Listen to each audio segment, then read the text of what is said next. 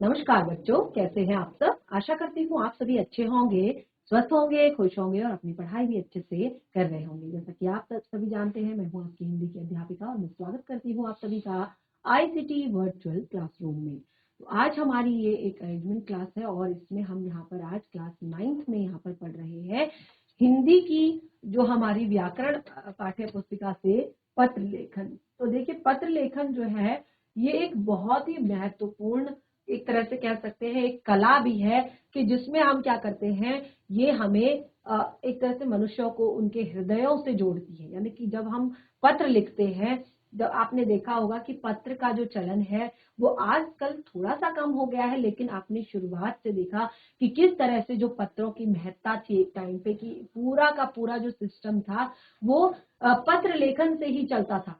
लेकिन जैसे मैंने बताया कि उनकी जो वैल्यू है वो आज भी कम नहीं हुई है। आपने देखा होगा कि इंटरनेट का आजकल जमाना है, लेकिन उसमें भी आपको यदि आपको एक तरह से लिखना है और अगर आपको इंटरनेट के माध्यम से भी भेजना है तो वहां पर भी आपको पत्र लिखना ही पड़ता है, वहां पर भी आपको एप्लीकेशन लिखनी ही पड़ती है।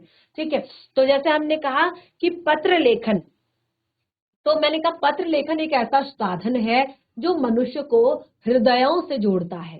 ठीक है, तो यहाँ पर आज हम सबसे पहले पढ़ेंगे कि पत्र किसे कहते हैं और पत्र के कितने प्रकार होते हैं। ठीक है, सबसे पहले ये टॉपिक्स हम यहाँ पर क्लियर करेंगे। तो जैसे मैंने कहा, पत्र लेखन एक कला है, एक ऐसा साधन है जो दूरस्थ व्यक्तियों की भावनाओं को एक संगम भूमि पर लाकर खड़ा कर देता है। यानी कि जो बहुत दूर दूर पर लोग हैं हमारे, ठीक है, जब दूर दूर भी कोई व्यक्ति है तो हम उसको पत्र लिखते हैं, तो क्या होता है कि केवल जो भावनाएं होती है ना वो एक जगह पर आ जाती हैं। ठीक है, और दोनों में आत्मीयता संबंध स्थापित रहता है। यानी कि दोनों व्यक्ति हमेशा आपस में जुड़े होते हैं, आत्मीयता उन दोनों के बीच हमेशा रहती है और इसीलिए ये एक पत्र व्यवहार एक ऐसा साधन है, बहुत ही महत्वपूर्ण। तो आपने देखा होगा कि जैसे मैंने बताया कि शुरुआत में क्या करते थे कि घोड़ों के माध्यम से या लोगों के माध्यम से पत्र जो है एक जगह से दूसरी जगह पहुंचाए जाते थे और क्या होता था, काफी समय लग जाता था एक एक स्थान से दूसरे स्थान पर पत्रों को पहुंचने में। फिर धीरे धीरे क्या हुआ, अलग अलग तरह से रेलगाड़ी आई, फिर उसके बाद अलग अलग तरह से, और अब तो देखिए इतना सुपर फास्ट हो गया है, इंटरनेट का आजकल समय है और हम उसमें भी, लेकिन हमें पत्र लिखना ही होता है। अगर हमें कोई मेल करनी होती है, जिसे हम अभी कहते हैं मेल करना, तो वो भी एक पत्र की तरह ही हम उसमें लिखते हैं अपनी सारी चीजें, तो वो भी एक लेटर ही है। ठीक है, तो अब देखिए हमने कहा पत्र है क्या, पत्र होता क्या है, किसे कहते हैं पत्र। तो देखिए, पत्र मनुष्यों के विचारों के आदान प्रदान का एक सरल, सहज और लोकप्रिय तथा सशक्त माध्यम है। देखिए, आसान सी भाषा में, सरल सी भाषा में, वैसे तो आप क्लास 9th के बच्चे हैं, लेकिन फिर भी यहाँ पर बहुत ही सरल सी भाषा में आपको बताया जा रहा है कि पत्र क्या है। पत्र विचारों का आदान प्रदान, सरल, सहज और लोकप्रिय तथा सशक्त माध्यम है। किसका? विचारों के आदान प्रदान का। जब विचार जो है एक जगह से दूसरी जगह हम पहुंचाएंगे तो उनके आदान प्रदान का एक सरल और सशक्त माध्यम है। ठीक है, उसके बाद देखिए पत्र के प्रकार। अब यहाँ पर सबसे पहले आपका आता है पत्र के प्रकार। पत्र कितने प्रकार के होते हैं? देखिए, जैसे मैंने आपको बताया कि हम क्या करते हैं, कोई अगर हम कहीं पर काम कर रहे हैं या कहीं पर हमारा हमारा स्कूल है, हम स्कूल के प्रधानाध्यापक जी को भी जब आपको छुट्टी लेनी होती है, जब आपको स्कूल में कोई काम होता है या घर में कोई काम होता है या आपको किसी जरूरत के लिए, किसी काम के लिए आपको एप्लीकेशन लिखनी होती है, तो स्कूल में भी आप क्या करते हैं, पत्र देते हैं प्रधानाचार्य जी को। कभी आप अपने मित्र को, अपने फ्रेंड को, अपने रिलेटिव्स को पत्र देते हैं। तो ढेर सारे हमारे पत्र होते हैं, तो उनको हमने समझने के लिए कि हमें ठीक ठीक से समझ आ जाए और तरीका, क्योंकि देखिए जिस तरह का पत्र होगा उसका लेखन भी उसी तरह का होगा। यानी कि हमें उसमें चीजें भी उस तरह की शामिल करनी होंगी। और देखिए, आपने देखा होगा कि अगर आप छोटों को लिख रहे हैं तो उनको आपने अलग तरीके से लिखना होता है, बड़ों को लिख रहे होते हैं तो आप उनको अलग तरीके से लिखना होता है। तो इसी के कारण सबसे पहले तो हमने पत्रों को यहाँ पर दो भागों में बांटा। कौन कौन से दो भागों में? सबसे पहले औपचारिक पत्र और दूसरा है अनौपचारिक पत्र। ठीक है। इंग्लिश में भी आपने पढ़ा होगा फॉर्मल लेटर्स और इनफॉर्मल लेटर्स। ठीक है। तो जो हमारे औपचारिक पत्र होते हैं, ठीक है, कहीं पर आपने देखा होगा कि यहाँ पर हम कहते हैं यहाँ पर औपचारिकता केवल निभाई जा रही है, यानी कि आपका जो काम है वो कैसे हो रहा है, औपचारिक तरीके से, फॉर्मल तरीके से हो रहा है, बिल्कुल एक नियम के साथ हो रहा है। ठीक है। तो औपचारिक पत्र क्या होते हैं, औपचारिक पत्र हम किसे भेजते हैं, औपचारिक पत्र वे होते हैं जो हम उन लोगों को भेजते हैं जिनके साथ हमारा निजी पारिवारिक संबंध नहीं होता है। ध्यान से सुनिएगा, औपचारिक पत्र हम उन्हें भेजते हैं जिनसे हमारा कोई निजी संबंध, कोई पारिवारिक संबंध नहीं होता है, यानी कि हम उनको अपनी फैमिली की तरफ से हम उनको नहीं जानते हैं, तो उनको हम लिखते हैं औपचारिक पत्र, यानी कि फॉर्मल लेटर्स। दो तरह के होते हैं पत्र। दूसरा है अनौपचारिक पत्र। अनौपचारिक पत्र क्या होता है, अनौपचारिक पत्र जिनको हम अपने एक तरह से जो हमारे ब्लड रिलेशन में होते हैं, जो जिनसे हमारे निजी और पारिवारिक संबंध होते हैं। निजी संबंध यानी कि वो हमारा मित्र हो सकता है, हमारा फ्रेंड हो सकता है, ठीक है, हमारे पड़ोसी हो सकते हैं। पारिवारिक संबंध यानी कि जो हमारे रिश्तेदार हैं, जैसे दादाजी हैं, नाना जी हैं, मामा जी हैं, बुआ जी हैं, पिताजी हैं, चाचा जी हैं, तो वो हमारे पारिवारिक संबंध है। तो जहां पर हम इन पत्रों को देते हैं, यानी कि अपने निजी और पारिवारिक संबंधों में भेजे जाने वाले पत्र जो होते हैं वो अनौपचारिक पत्र होते हैं, यानी कि इनफॉर्मल लेटर्स होते हैं। ठीक है। तो सबसे पहले हमने यहाँ पर क्या जाना कि पत्र किसे कहते हैं, उसके बाद हमने यहाँ पर जाना कि पत्र के कितने प्रकार होते हैं। तो ये आपको क्लियर हो गया कि पत्र किसे कहते हैं और पत्र के मुख्य रूप से कितने प्रकार होते हैं। तो पत्र के मुख्य रूप से दो प्रकार होते हैं, औपचारिक पत्र और अनौपचारिक पत्र, फॉर्मल लेटर्स और इनफॉर्मल लेटर्स। ठीक है। अब देखिए यहां पर हम सबसे पहले औपचारिक पत्रों के बारे में जानेंगे। औपचारिक पत्र किसे कहते हैं, तो देखिए मैंने मोटा मोटी तो आपको बता दिया कि औपचारिक पत्र क्या होते हैं। ठीक है। अब देखिए इसको हम क्लियरली पढ़ेंगे और साथ ही आप इसे नोट भी कर सकते हैं, अपनी कॉपी में लिख भी सकते हैं। तो जैसे देखिए, औपचारिक पत्र उन्हें लिखा जाता है जिनसे हमारा कोई निजी संबंध ना हो। समझ आया? फिर से समझा दिया यहाँ पर कि औपचारिक पत्र उन्हें लिखे जाते हैं जिनसे हमारा कोई निजी संबंध ना हो, निजी संबंध ना हो, पारिवारिक संबंध ना हो। ठीक है। जैसे व्यवसाय से संबंधित पत्र, अगर हम अपना कोई बिजनेस कर रहे हैं तो व्यवसाय से जुड़ा हुआ हम कोई पत्र लिखते हैं तो उसको हम क्या कहते हैं, व्यवसायिक पत्र कहते हैं। प्रधानाचार्य को लिखे गए प्रार्थना पत्र, जैसे आपकी छुट्टी है, आपको छुट्टी लेनी है, आपको घर पर काम है, आपके घर में बुआ की शादी है, आपको फीस माफी के लिए पत्र लिखना है, तो इन सब के लिए लेटर्स किसको लिखे जाते हैं, पत्र किसको लिखे जाते हैं, प्रधानाचार्य जी को। स्कूल के पुस्तकालय में पुस्तकें मंगाने के लिए पत्र किसे लिखे जाते हैं, प्रधानाचार्य जी को। स्कूल में खेल सामग्री मंगवाने के लिए पत्र किसे लिखे जाते हैं, प्रधानाचार्य जी को। स्कूल में फीस माफी के लिए पत्र किसको लिखे जाते हैं, प्रधानाचार्य जी को। तो ये सब क्या है, आपके फॉर्मल लेटर्स हैं, औपचारिक पत्र हैं। ठीक है। अब इसमें आता है आवेदन पत्र। अगर आपको किसी जगह पर कोई आवेदन करना है किसी चीज के लिए, तो उसके लिए आप जो लेटर डालते हैं उसको कहते हैं आवेदन पत्र। ठीक है। फिर आता है सरकारी विभागों को लिखे गए पत्र। अब इसके अंतर्गत आते हैं आपके कार्यालयी पत्र, जो सरकारी विभागों को लिखे जाते हैं ना, जैसे आपने लिख दिया नगर निगम को लिख दिया, स्वास्थ्य विभाग को लिखा, या आपने शिक्षा विभाग को लिखा, या आपने बिजली विभाग को लिखा, क्योंकि बहुत सारी समस्याएं होती हैं आए दिन, उसको हम शिकायती पत्र भी कह सकते हैं। ठीक है। जो आए दिन हमारे घर के आसपास हम देखते पानी जमा हो जाता है, जल भराव हो जाता है, कूड़े का ढेर लग जाता है, या फिर एक तरह से और भी बहुत सारी चीजें हैं, बिजली खराब हो जाती है, गलियों में लाइट नहीं आती है, तार एक तरह से खराब हो रहे हैं, तो इन सब चीज के लिए हम क्या करते हैं, नगर निगम अधिकारी को पत्र लिखते हैं। एक तरह से उनको हम क्या कहते हैं, कार्यालय में लिखते हैं, तो उनको हम कहते हैं कार्यालयी पत्र। ठीक है। सरकारी विभागों को लिखे गए पत्र, तो जितने भी पत्र हैं वो सरकारी विभागों को लिखे जाते हैं। उसके बाद संपादक के नाम पत्र, आपने देखा होगा न्यूज़पेपर में, जैसे मैं आपको हमेशा बताती हूँ कि आपके न्यूज़पेपर का एक अंदर का जो पेज होता है वो उसका नाम होता है संपादकीय।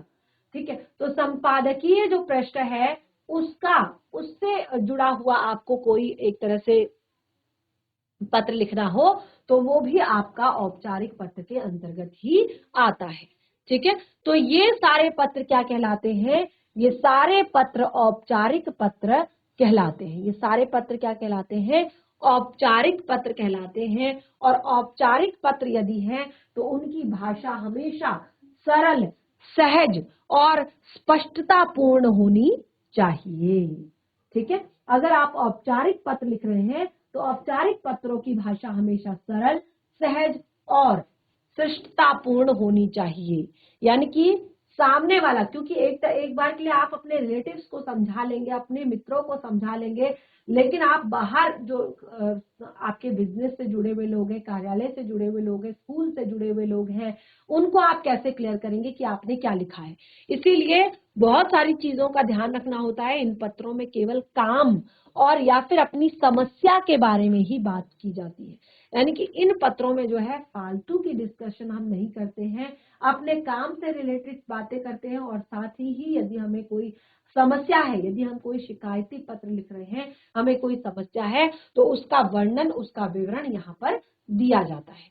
तो ये है हमारे औपचारिक पत्र। ठीक है, तो औपचारिक पत्र जो है उनके बारे में हमने पढ़ा। नेक्स्ट है हमारा अनौपचारिक पत्र। अनौपचारिक पत्र क्या होते हैं? और देखिए कौन कौन से होते हैं औपचारिक पत्र, वो मैंने आपको क्लियर भी कर दिए। कार्यालयी पत्र हो गए, शिकायती पत्र हो गए, आवेदन पत्र हो गए, ठीक है, प्रार्थना पत्र हो गए, और आपका जैसे मैंने यहाँ पर और भी बहुत सारी चीजें क्लियर की थी। तो उन सब से जो जुड़ी हुई चीजें हैं वो है औपचारिक पत्र।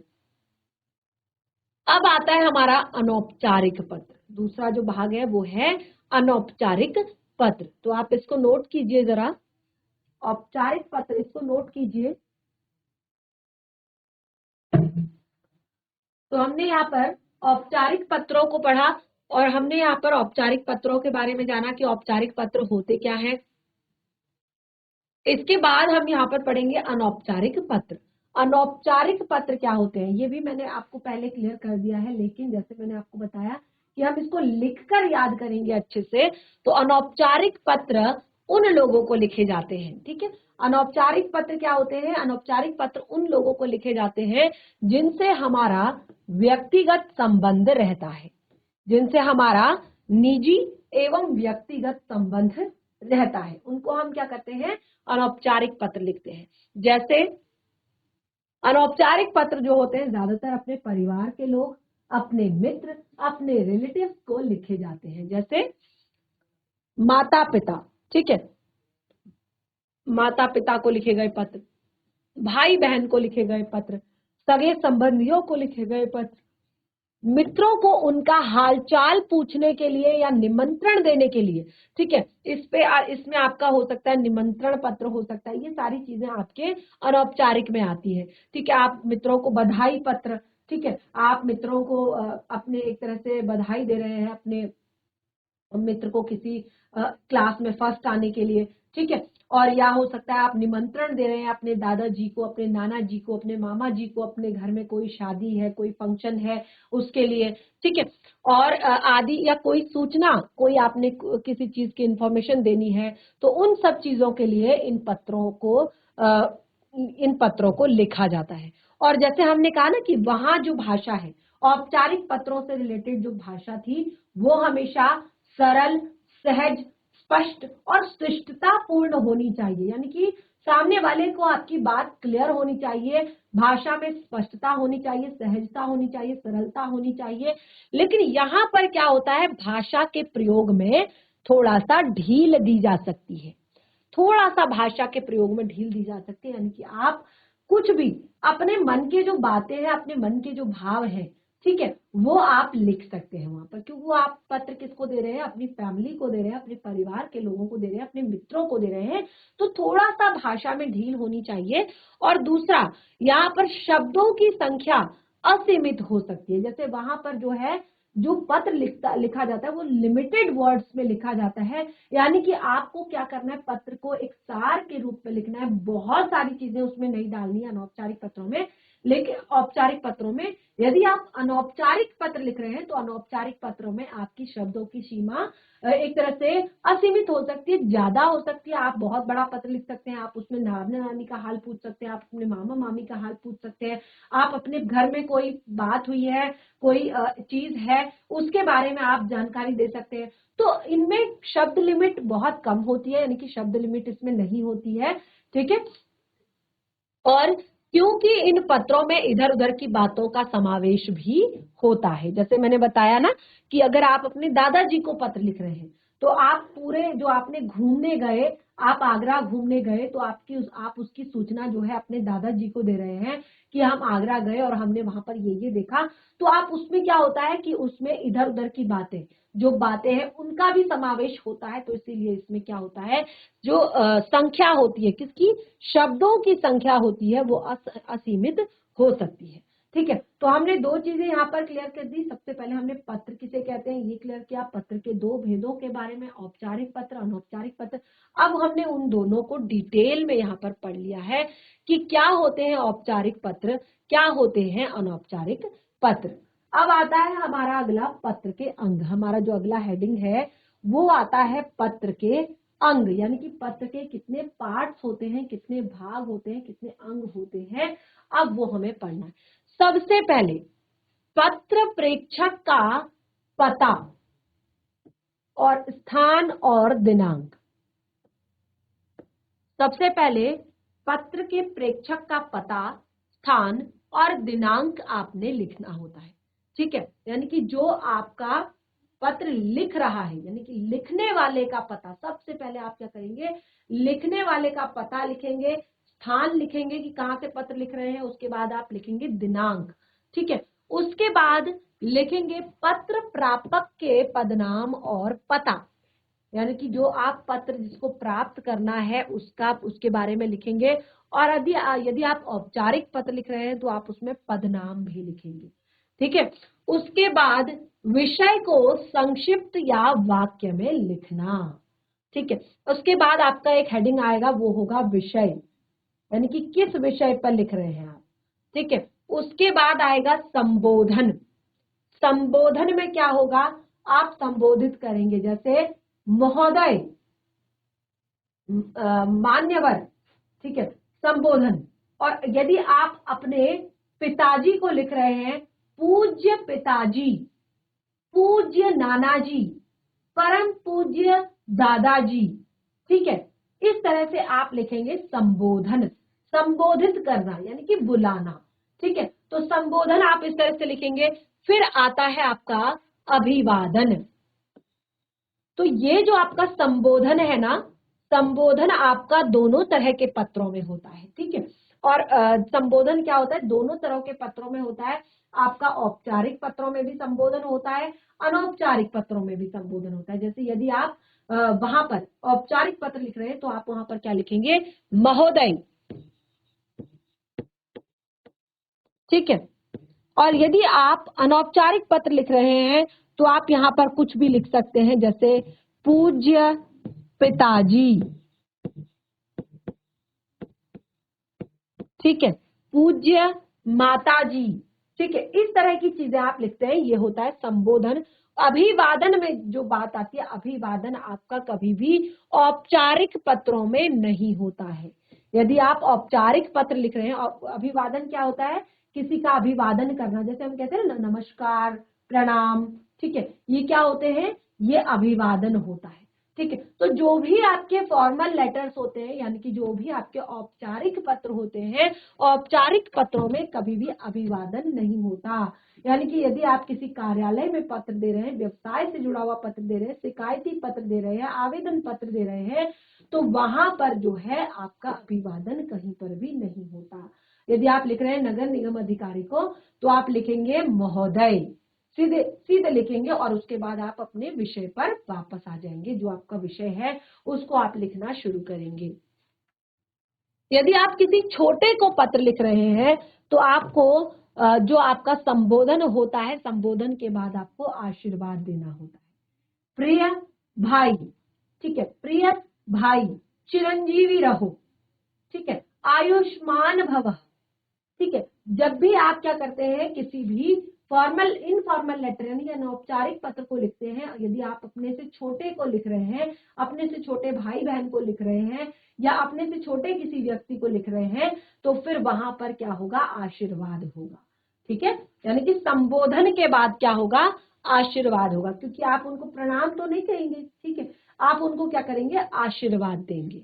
ठीक है, उसके बाद आती है पत्र की विषय वस्तु। कोई भी लेटर होता है, कोई भी पत्र होता है, उसके बाद उसकी मुख्य वस्तु, क्या वस्तु, जो आपने विषय को संक्षिप्त में करके लिखा है, उस वस्तु को आपने वहां पर उस विषय वस्तु को आपने लिखना होता है। यानी कि कुछ भी आप जो जैसे बता रहे हैं, जैसे मैंने कहा कि जो आपके इनफॉर्मल लेटर होते हैं उनमें बहुत ज्यादा शब्द लिमिट होती है, यानी कि कोई शब्द सीमा नहीं होती कि आपने इतना ही लिखना है।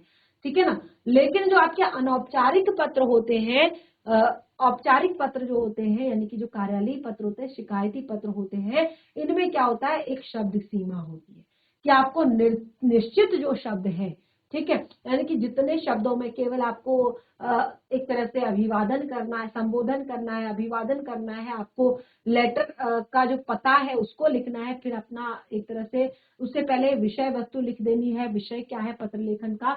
उसके बाद आप पूरा का पूरा जो अपना एक तरह से मैटर है पत्र से रिलेटेड, यानी कि जिस बारे में आपने पत्र लिखा है उस चीज को आप एक तरह से वहां पर लिखेंगे, तो उसको क्या कहते हैं, पत्र की विषय वस्तु कहते हैं। क्या कहते हैं, पत्र की विषय वस्तु कहते हैं। अगला है समापन।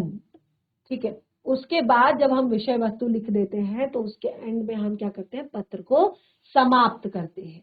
ठीक है, पत्र को समाप्त करने के लिए भी देखिए कुछ पंक्तियां होती हैं, जैसे हमने मैं एक तरह से मुझे आप लोगों से आपसे बात करके यानी कि आपको पत्र लिखकर बहुत अच्छा लगा, और मैं आशा करती हूँ कि आप भी मेरे पत्र के इंतजार में होंगे।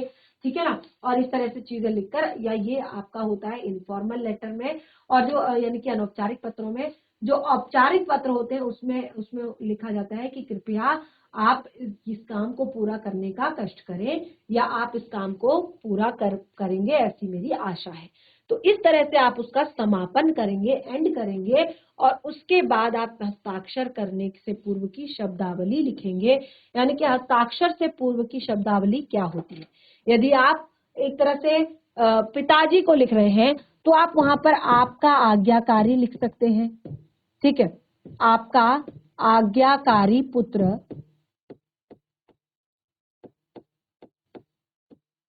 ठीक है, यदि आप किसी भी सरकारी यानी कि औपचारिक पत्र लिख रहे हैं तो उसमें आप लिखेंगे प्राथी।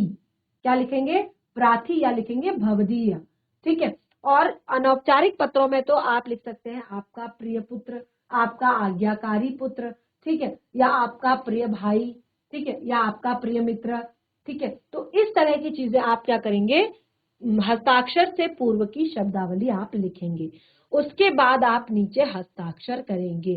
तो फॉर्मल लेटर्स जो होते हैं उन्हीं में इस तरह की चीजों की जरूरत पड़ती है, इनफॉर्मल लेटर्स में कोई भी हस्ताक्षर या इस तरह की चीजों की जरूरत नहीं पड़ती। ठीक है, तो ये हमने मेन चीज किया यहाँ पर, जो कि पत्र का अंग था। तो 7 से 8 पंक्तियां, 8 हमने चीजें लिखी हैं पत्र के अंग में। तो कोई भी पत्र अब आप लिखेंगे तो सबसे पहले आप इस तरह से पढ़ लें, तभी आपको पत्र लिखने में कोई भी दिक्कत नहीं होगी, क्योंकि आपको एज इट इज जो डिटेल में यहाँ पर दी गई है कि सबसे पहले आपने पत्र प्रेषक का पता लिखना है, उसके बाद आपने अपना पदनाम और अपना पद लिखना है, यानी कि प्रापक का, यानी कि जो प्राप्त करता है उसका पदनाम और पता लिखना है। विषय को संक्षिप्त एक वाक्य में लिखना है, यानी कि विषय क्या है आपके पत्र लेखन का वो लिखना है आपने। उसके बाद आपने पत्र की विषय संबोधन करना है, अभिवादन करना है, आशीर्वाचन करना है, ये तीनों आप कर सकते हैं। उसके बाद आपने पत्र की विषय वस्तु जो है वो आपने देखनी है, समापन करना है, हस्ताक्षर से पूर्व की शब्दावली आपने लिखनी है, और फिर से आपने हस्ताक्षर करना है। तो ये कुछ महत्वपूर्ण एक पॉइंट्स थे हमारे पत्र लेखन से संबंधित कि पत्र के मुख्य रूप से कितने अंग होते हैं। तो अभी तक हमने यहाँ पर पत्र किसे कहते हैं, पत्र की परिभाषा, पत्र के भेद, और साथ ही पत्रों के अंग भी हमने यहाँ पर पढ़ लिए हैं, डिस्कस कर लिए हैं, और मैं आशा करती हूँ कि आप लोगों को भी अच्छे से समझ में आ रहा होगा।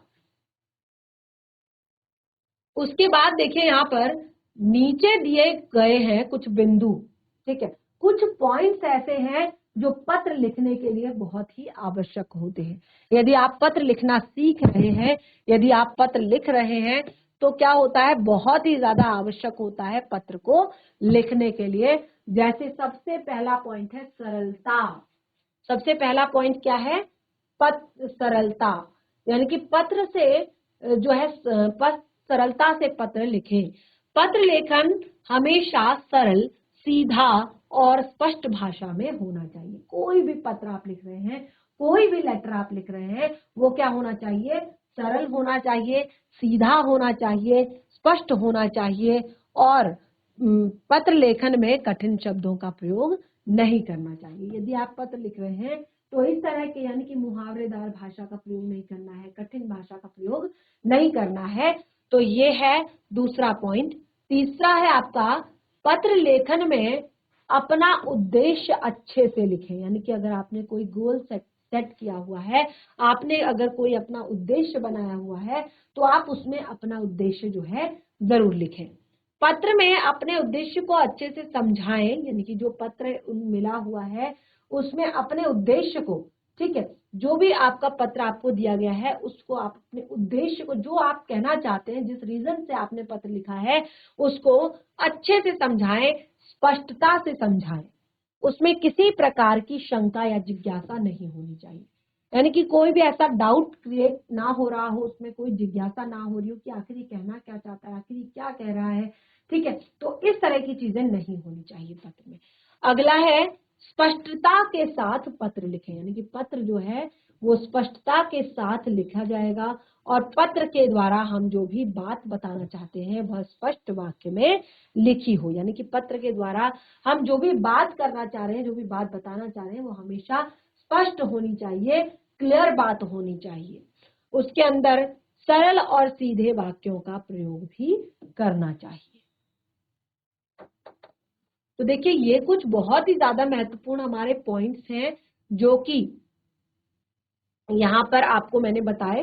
तो देखिए पत्र लेखन हमेशा प्रभावी होना चाहिए। यदि आप पत्र लिख रहे हैं तो कैसा होना चाहिए, इफेक्टिव होना चाहिए, यानी कि वो प्रभाव डालने वाला होना चाहिए लोगों पर, ताकि जिसको भी आप उस पत्र को भेजें तो वो जब एक बार पढ़े, जब एक बार समझे, तो उसको अच्छे से क्लियर हो जाए कि आखिर जो है पत्र लेखन वो कितना ज्यादा महत्वपूर्ण है हमारे लिए।